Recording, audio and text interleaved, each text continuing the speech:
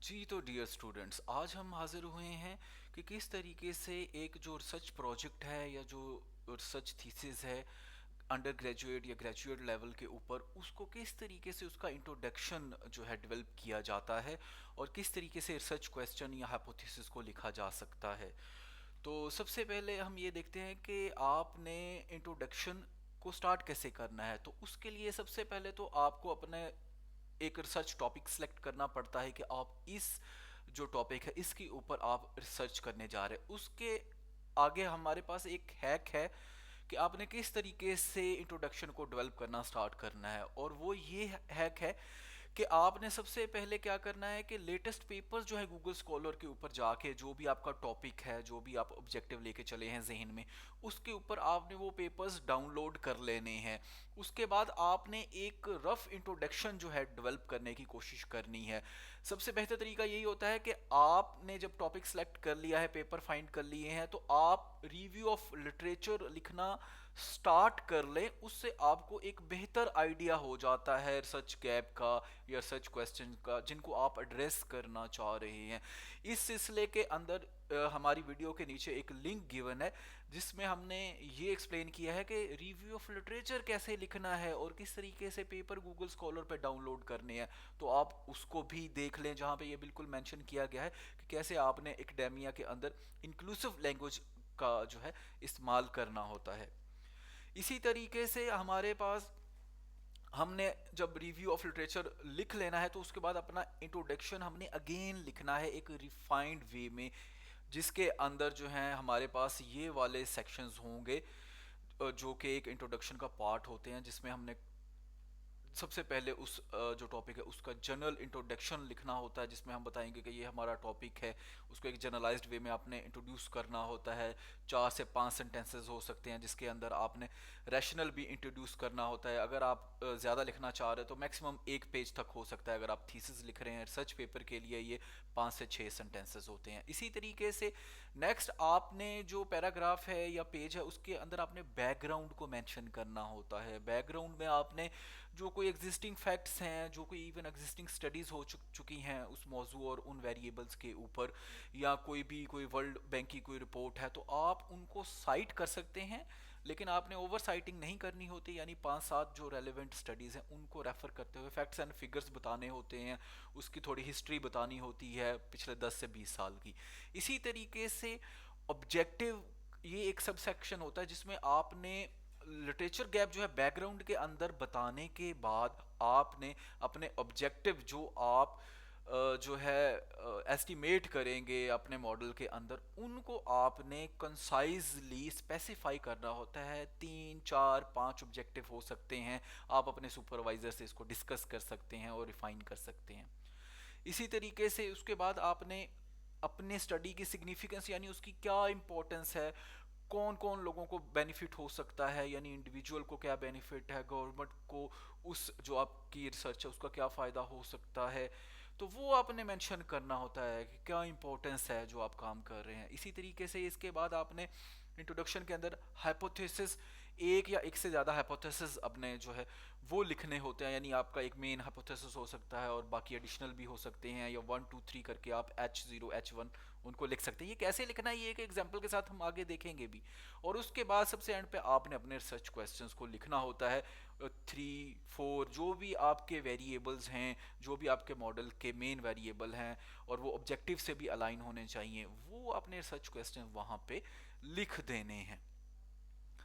तो ये हमारे पास ये बिल्कुल चीज़ बिल्कुल क्लियर है अब कि हमने रिसर्च बैकग्राउंड और जो मिसिंग नॉलेज है उसको कंसिडर करना होता है बैकग्राउंड के अंदर, और उससे ऑनवर्ड हमने अपने ऑब्जेक्टिव और फिर रिसर्च की सिग्निफिकेंस को बताना होता है, और उसके बाद हमने हाइपोथेसिस और रिसर्च क्वेश्चंस को लिखना होता है। और अगर आप रिसर्च पेपर लिख रहे हैं तो आप जो आगे आने वाले सब सेक्शंस हैं उनका ओवरव्यू भी लिख सकते हैं।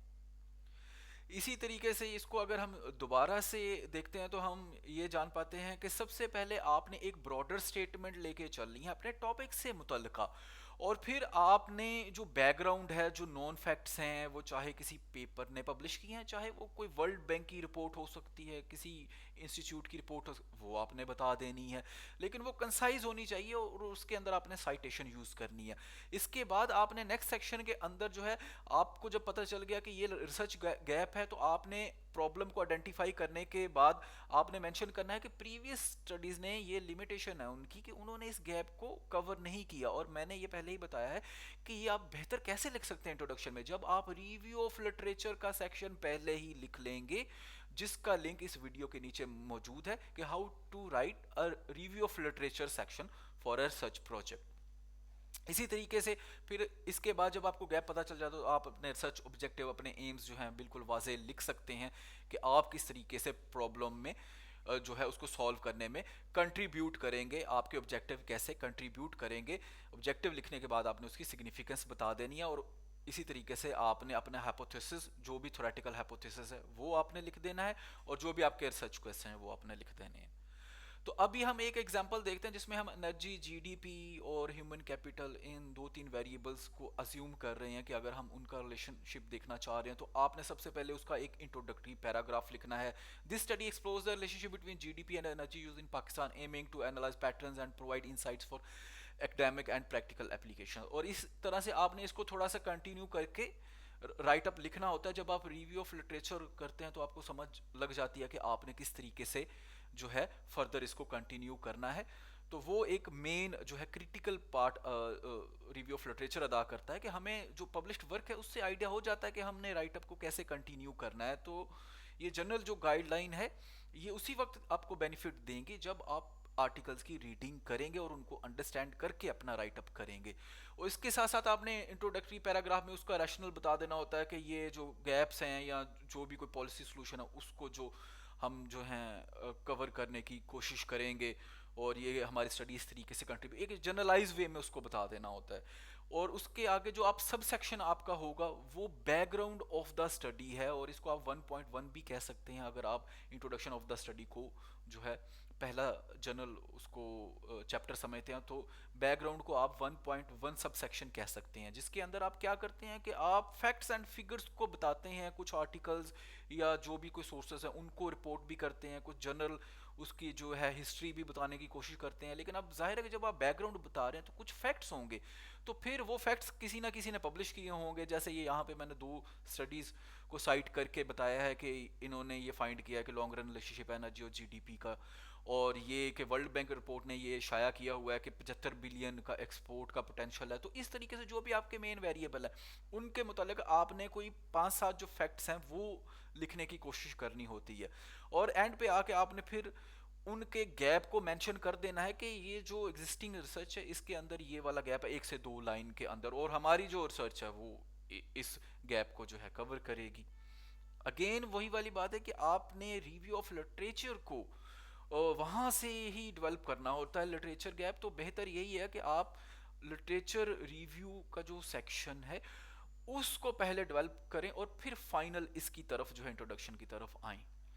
इससे नेक्स्ट जो सब सेक्शन लिखा जाता है वो होता है ऑब्जेक्टिव ऑफ द स्टडी। तो आप अपने ऑब्जेक्टिव बता सकते हैं, अपनी वेरिएबल्स के हवाले से भी बता सकते हैं कि to investigate the long term relationship between GDP and energy use in Pakistan, to examine the effects of human capital on economic growth, to evaluate how energy infrastructure investment influence GDP growth, to provide actionable recommendation for policy makers to promote sustainable growth. तो इस तरीके से जो भी आपने variable select कर रखे हैं उनके हवाले से जो आप कंट्रीब्यूट करने जा रहे हैं वो आपने ऑब्जेक्टिव्स के अंदर लिख देना होता है। इसी तरीके से जो नेक्स्ट सेक्शन है उसमें सिग्निफिकेंस ऑफ द स्टडी आ जाती है, और सिग्निफिकेंस के अंदर आपने ये ख्याल रखना है कि एकेडेमिया को इसका क्या फ़ायदा होगा, यानी ज़ाहिर है कि आप नॉलेज एक्सपेंड कर रहे हैं अगर वो पहले से काम मौजूद नहीं है। पॉलिसी मेकर को इससे क्या फ़ायदा होगा कि यानी आप इनसाइट्स प्रोवाइड कर रहे हैं इन वेरिएबल्स जो भी आपने ले रखे हैं पॉलिसी मेकर्स के लिए, तो वो भी 1-2 लाइनों में आपने लिख देना।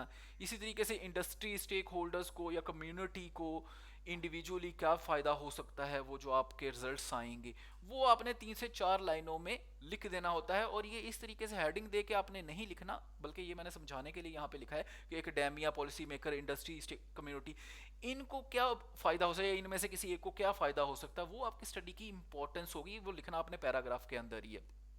यानी आपका इसका मकसद क्या होगा, to provide solution for sustainable development and economic growth significance के अंदर। इसी तरीके से हमारा जो नेक्स्ट सब सेक्शन है वो होगा हाइपोथेसिस ऑफ द स्टडी। तो आप एक या एक से ज़्यादा हाइपोथेसिस लिख सकते हैं।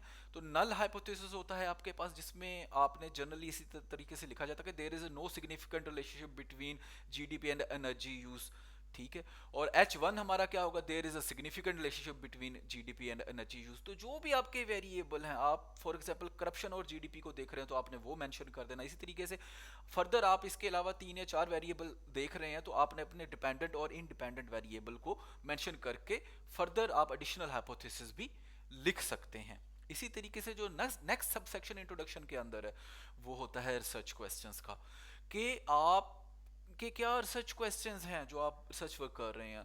तो जैसे यहाँ पे लिखा हुआ है, what is the long term relationship between GDP and energy use in Pakistan, how do human capital improvements affect economic growth, to what extent do energy infrastructure investment enhance GDP growth, what are the implication of sustainable energy use for policy maker in Pakistan. तो इस तरीके से आप अपने supervisor की consult के साथ इनको जो है रिफाइन कर सकते हैं, बेहतर बना सकते हैं।